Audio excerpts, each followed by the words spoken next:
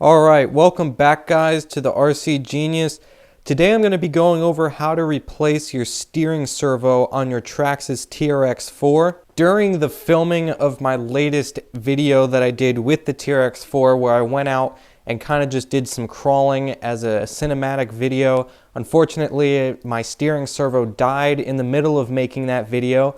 So that was really unfortunate. The truck is not very old. If you remember, about almost 2 years ago, I did the build series where I built this truck from the Traxxas chassis kit. It was a very fun project and the servo was included in that kit. I did do a little bit of research and found that a lot of people have had similar issues with the steering servo dying pretty early on.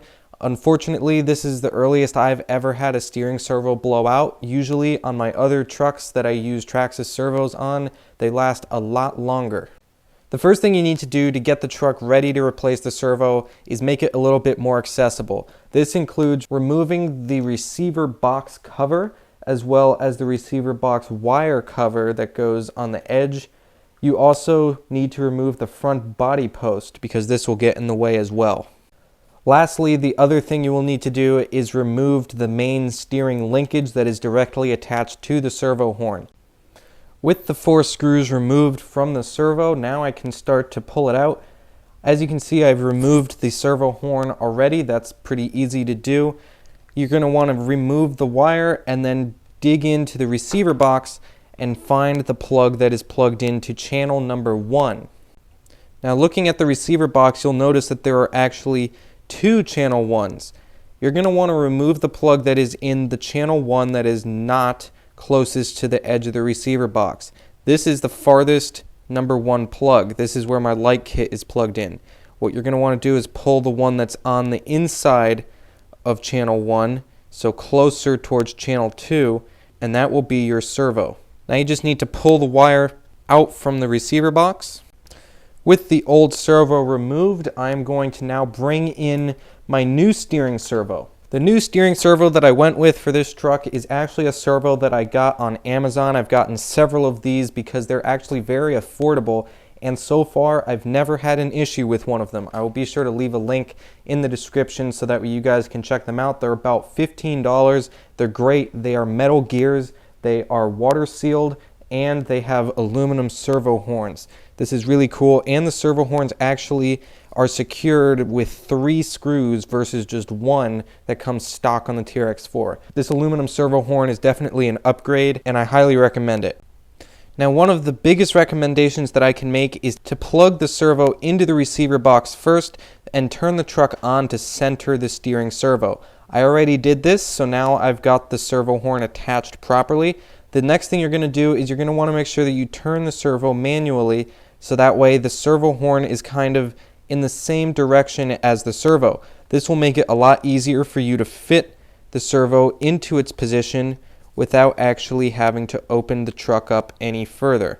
With the servo horn now sunken below the truck, the servo can be secured with the 4 screws. Now the servo is secured back into its position with all 4 screws. I'm going to route the wire the same way that it was with the original Traxxas TRX-4 servo. There are a couple of clamps that are used on the chassis rail to actually keep wires nice and tidy. We're going to go ahead and put the wire back through there, and then we're going to route it through the receiver box and back into the channel 1 that it was plugged into.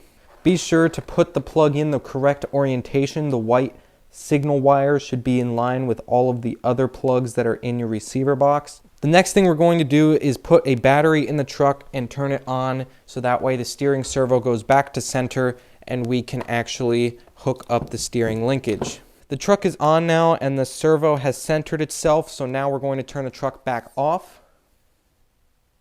And now we can flip the truck over and re-secure our steering linkage.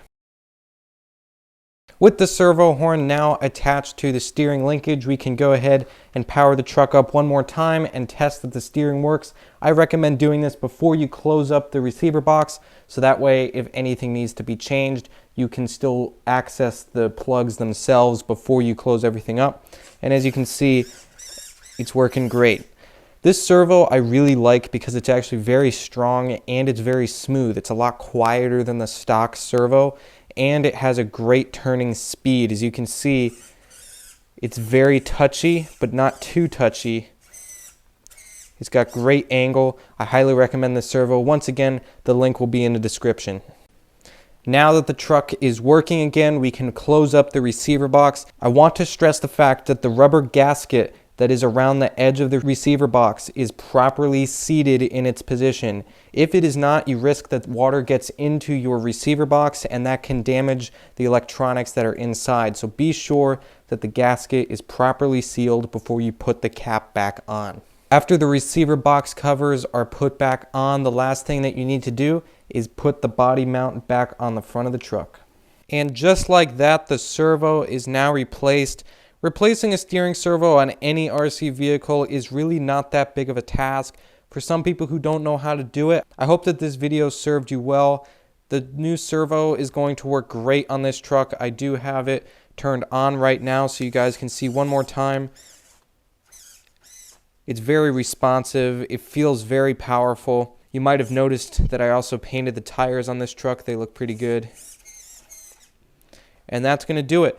Now, the one last point that I want to make is I recommend not throwing out your old steering servo. And the reason for this is because while the motor in the servo might be dead, the gears and the water seals and the screws that hold the servo together are actually still useful. You could use them if you need to replace the gears in another servo, or if you want to waterproof a servo that is not already waterproof but is the same size. So I do recommend at least salvaging the insides of an old servo because it can still work for you, although it physically will not rotate on its own. That's going to do it for this video, guys. I hope that you enjoyed it and I hope that you found it helpful. Thanks so much for watching. Be sure to like and subscribe if you're new, and I will see you guys next time on the RC Genius.